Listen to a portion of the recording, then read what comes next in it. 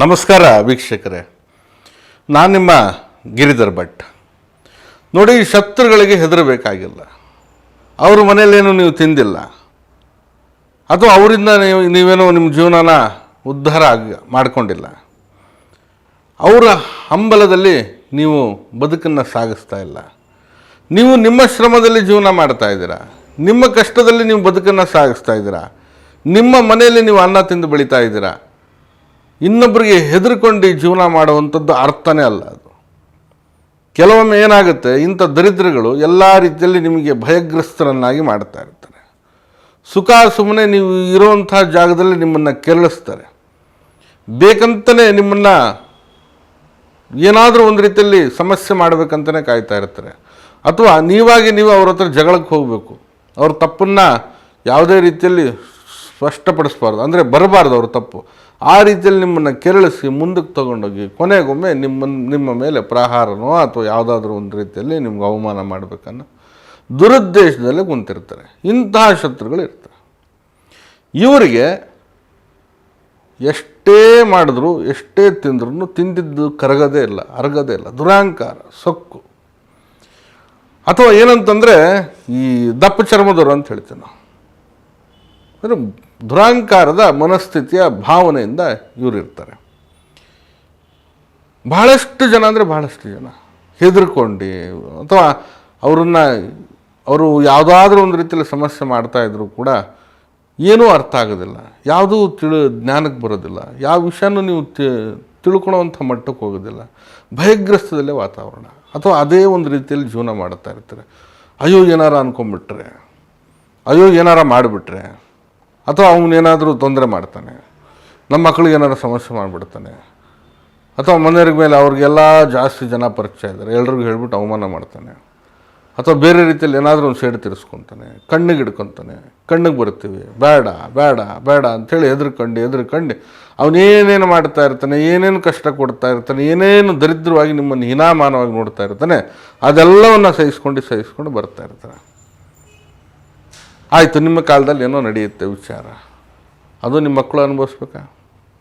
ಅಂದರೆ ಇವ್ರ ಸೊಕ್ಕು, ಇವ್ರ ದುರಹಂಕಾರ, ಇವ್ರ ದರ್ಪ, ಇವರ ಮನಸ್ಥಿತಿಗೆ ತಕ್ಕ ಹಾಗೆ ನೀವು ಬದುಕನ್ನು ಭಾಳಷ್ಟು ಹೀನಾಮಾನವಾಗಿ ಜೀವನ ಮಾಡ್ತಕ್ಕಂಥ ಒಂದು ವ್ಯವಸ್ಥೆಯಲ್ಲಿ ಸಾಕ್ತಾ ಇದೆ.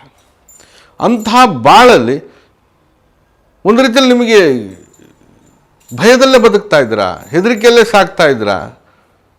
ಒಂದು ರೀತಿಯಲ್ಲಿ ಮಾನಸಿಕವಾಗಿ ನೀವಾಗಿರೋದಿಲ್ಲ, ನಿಮ್ಮ ಮನಸ್ಥಿತಿ ಸರಿ ಇರೋದಿಲ್ಲ, ನಿಮ್ಮ ವಿಚಾರಗಳು ಕೂಡ ನಿಮಗೆ ಬೆಂಬಲ ಕೊಡೋದಿಲ್ಲ. ನಿಮ್ಮ ಅತಿಯಾದಂಥ ಹೆದರಿಕೆ ಅಥವಾ ನಿಮ್ಮ ಗುಣ ಸ್ವಭಾವಗಳು ಏನು ಮಾಡುತ್ತೆ, ನಿಮ್ಮ ಜೀವನದಲ್ಲಿ ಎಲ್ಲೋ ಒಂದು ಕಡೆ ಅಂಜುಬುರುಕತನದ ಒಂದು ಪಟ್ಟವನ್ನು ಕಟ್ಟಿಬಿಡುತ್ತೆ, ಅಥವಾ ನಿಮ್ಮನ್ನು ಒಂದು ಬೇರೆ ರೀತಿಯಲ್ಲಿ ನೋಡ್ತಾ ಇರ್ತಾರೆ. ಯಾವುದಾದ್ರೂ ಒಂದು ವಿಷಯವಾಗಿ ಹೆದರಿಸಿ ನಿಮ್ಮನ್ನು ಮೂಲೆಯಲ್ಲಿ ಕೂರಿಸಿ ಅವರ ಒಂದು ತಾಳಕ್ಕೆ ಕುಣಿಯೋ ಹಾಗೆ ನಿಮ್ಮನ್ನು ಅವರು ಆಟಾಡಿಸ್ತಾ ಇರ್ತಾರೆ. ಅವ್ರು ಹೇಳಿದ್ದನ್ನೇ ಕೇಳಬೇಕು, ಅವ್ರ ಪರವಾಗಿಯೇ ಮಾತಾಡಬೇಕು, ಅವ್ರು ಹೇಳಿದ್ದೆಲ್ಲ ನಡ್ಕೊಂಡು ಹೋಗ್ತಾ ಇರಬೇಕು. ಕೊನೆಯದಾಗಿ ನಿಮ್ಮ ಜುಟ್ಟು ಜನವಾರ ಅವ್ರ ಕೈಲಿ ಕೊಟ್ಟು ನೀವು ಸುಮ್ಮನೆ ನಿಂತ್ಕೋಬೇಕು. ಇಂಥ ಒಂದು ಪರಿಸ್ಥಿತಿಗೆ ಈ ಶತ್ರು ನಿಮ್ಮನ್ನು ಅಧೋಗತಿಗೆ ತಂದಿರ್ತಾನೆ. ಯಾಕೆ ಹೆದರ್ಕೋಬೇಕು? ಅಯ್ಯೋ ಸ್ವಾಮಿ, ಅವನ ಹತ್ರ ಹೋಗಿದ ತಕ್ಷಣ ಭಯ ಆಗಿಬಿಡುತ್ತೆ, ಮಾತೇ ಬರೋದಿಲ್ಲ, ಮಾತಾಡೋಕ್ಕೆ ಬಾಯೇ ಕೊಡೋದಿಲ್ಲ, ಹಂಗಾಗ್ಬಿಡುತ್ತೆ ಅವ್ನು ನೋಡಿದ ತಕ್ಷಣ. ಅದೇನು ಸಿಂಹನೋ, ಹುಲಿನೋ, ಚಿರತೆನೋ, ಆನೆನೋ, ಏನನ್ನೋದು ನಮಗೂ ಅರ್ಥ ಆಗೋದಿಲ್ಲ. ಈ ರೀತಿಯಲ್ಲಿ ಅವ್ರ ಮನಸ್ಥಿತಿಯಲ್ಲಿ ಅವನ್ನೆಲ್ಲ ಮಾಡಿಸ್ಕೊಂಬಂದಿರ್ತಾನೆ. ಅದಕ್ಕೆ ನಮ್ಮ ಬಾಯಿ ಬರೋದಿಲ್ಲ, ಮಾತಾಡೋಕ್ಕೂ ಆಗಲ್ಲ. ಅವ್ನು ಕಂಡ್ರೆ ಸಾಕು ನಮಗೆಲ್ಲೋ ಒಂದು ಕಡೆ ದಿಗಿಲು ಬಂದ್ಬಿಡುತ್ತೆ. ಹೀಗೆ ನಿಮ್ಮ ಮಾನಸಿಕವಾಗಿ ನಿಮ್ಮನ್ನು ಆ ಮಟ್ಟಕ್ಕೆ ಅವನು ನೂಕಿರ್ತಾನೆ. ಒಂದು ಮಾನಸಿಕವಾಗಿ ಕೂಡ ನಿಮಗೆ ಅಂಥ ಒಂದು ದರ್ಪ ತೋರಿಸಿರ್ಬೋದು, ಅಥವಾ ಅವನಲ್ಲಿರ್ತಕ್ಕಂಥ ವಿಶೇಷವಾಗಿ ಕೆಡಕು ಮಾಡ್ತಕ್ಕಂಥ ದುರ್ಬುದ್ಧಿ, ಈ ಮಾಡಿಸುವಂಥ ಒಂದು ಕೈ ಚಳಕಗಳೇನಿರ್ತೋ ಅದ್ರ ಮೇಲೂ ಕೂಡ ನಿಮ್ಮಲ್ಲಿ ಒಂದು ಭಯ ಇಟ್ಟಿರ್ತಕ್ಕಂಥ ಸಾಧ್ಯತೆಗಳು ಇರ್ತವೆ.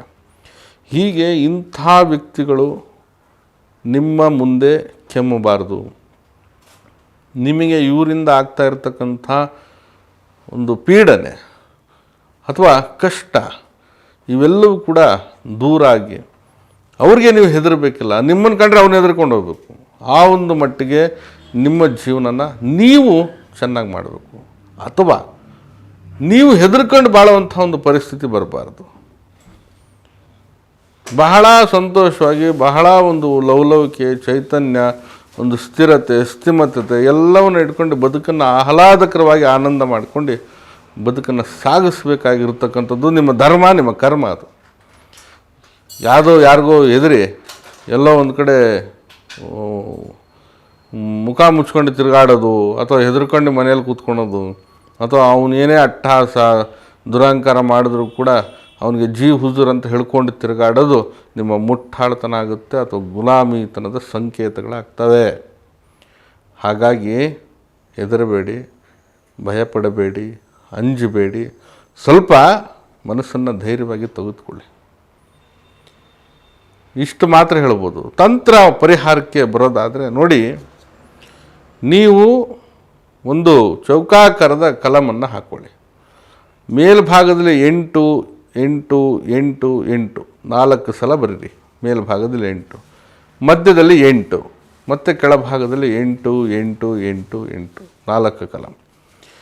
ಹೀಗೆ ಈ ಅಕ್ಷರವನ್ನು ಕಪ್ಪು ಮಸಿಯಲ್ಲಿ ಒಂದು ಭುಜಪತ್ರೆ ಮತ್ತು ತಾಮ್ರದ ತಗಡು ಎರಡರಲ್ಲೂ ಕೂಡ ಬರಿಬೇಕು. ಇದೇ ರೀತಿಯಾಗಿ ಬರೆದು, ಜೊತೆಗೆ ಬಿಳಿ ಕಾಗದದಲ್ಲಿ, ಈ ವೈಟ್ ಪೇಪರ್ ಬರುತ್ತಲ್ಲ, ಬಿಳಿ ಕಾಗದ ಚಿಕ್ಕದಾಗಿ ತೆಗೆದುಕೊಂಡು, ಮತ್ತು ಆ ಯಂತ್ರಗಳು ಅಷ್ಟೇ, ಭುಜಪತ್ರೆಯಲ್ಲಿ ಬರೆಯೋದು ಮತ್ತು ತಾಮ್ರದ ತಗಡಿನಲ್ಲಿ ಬರೆಯೋದು ಅಷ್ಟೇ, ಬಹಳ ಚಿಕ್ಕದಾಗಿ ಬರ್ಕೊಳ್ಳಿ. ಇದನ್ನು ತಾವು ಬಿಳಿ ಕಾಗದದಲ್ಲಿ ಈ ಒಂದು ನಿಮ್ಮ ಮನೆ ದೇವರು ಇದನ್ನು ಹಾಕಿ. ಮನೆ ದೇವರು ಗೊತ್ತಿಲ್ಲ ಅಂದರೆ ಕುಲದೇವರು, ಇಷ್ಟ ದೇವರು ಯಾವುದಾದ್ರೂ ಹಾಕ್ಬೋದು. ಮನೆ ದೇವರ ಹೆಸರು ಬರೀರಿ. ಇದನ್ನು ತಾಯ್ತದಲ್ಲಿ ಹಾಕಿ, ನಂತರ ಸ್ವಲ್ಪ ಅರಿಶಿಣ, ಕುಂಕುಮ, ಗೋರಂಜನ ಹಾಕಿ, ಮೇಣ ಸಿಗುತ್ತೆ ನಿಮಗೆ, ಆ ಮೇಣವನ್ನು ಜೊತೆಗೆ ಹಾಕಿ ಮುಚ್ಚಳನ ಮುಚ್ಚಿಬಿಡಿ. ಇದು ತಾಯ್ತ ರೆಡಿ ಆಯಿತು. ತದನಂತರವಾಗಿ ನೀವು ಧೂಪ, ದೀಪ, ನೈವೇದ್ಯಗಳಿಂದ ಆ ತಾಯ್ತವನ್ನು ಪೂರ್ವಾಭಿಮುಖವಾಗಿ ಇಟ್ಟು ಪೂಜೆ ಮಾಡಿ. ಯಾವುದಕ್ಕಾದರೂ ಪೂಜೆ ಮಾಡೋದು ತೊಂದರೆ ಇಲ್ಲ. ಅದಾದ ಮೇಲೆ ಈ ಒಂದು ಮಂತ್ರ ಬರುತ್ತೆ. ಈ ಮಂತ್ರವನ್ನು ತಾವು ಒಂದು 108 ಬಾರಿ ಅದ್ರ ಮುಂದೆ ಕೂತ್ಕೊಂಡು ಹೇಳಿ, ಅಥವಾ ಅಕ್ಷತೆ ಹಾಕ್ಕೊಂಡಾದರೂ ಹೇಳಿ, ಅಥವಾ ಸುಮ್ಮನೆ ಕೂತ್ಕೊಂಡಾದರೂ ಹೇಳಿ. ಜಪತರ ರೀತಿಯಲ್ಲಿ ಕೂಡ ಮಾಡ್ಬೋದು. ಓಂ ಹ್ರೀಂ ಶ್ರೀಂ ಕ್ಲೀಂ ಬ್ಲೂಂ ನಮ. ಇದು ಮಂತ್ರ ಸ್ವರೂಪ. ಇನ್ನೊಮ್ಮೆ ಹೇಳ್ತೀನಿ, ಓಂ ಹ್ರೀಂ ಶ್ರೀಂ ಕ್ಲೀಂ ಬ್ಲೂಂ ನಮ. ಇದು ಮಂತ್ರ ಸ್ವರೂಪ.